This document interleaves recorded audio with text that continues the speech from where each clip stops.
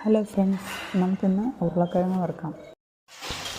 അതിലേക്ക് കുറച്ച് ഉപ്പും മഞ്ഞളും മുളകും ഇട്ട് നന്നായി ഇളക്കുക.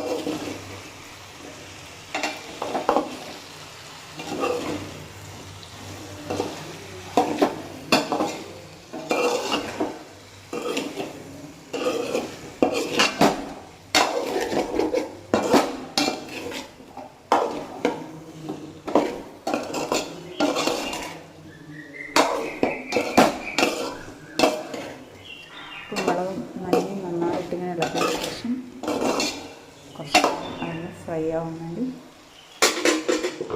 അടച്ച് വയ്ക്കാം.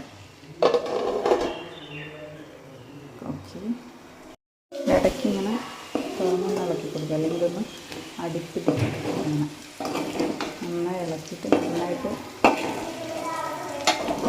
വെന്ത് മുരിഞ്ഞ് വരുന്നത്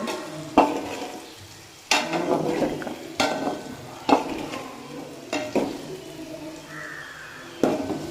ഇങ്ങനെ ഇളക്കിയിട്ട് നന്നായി ഇങ്ങനെ അടിയോടെ നന്നായിട്ട് ഇളക്കുക.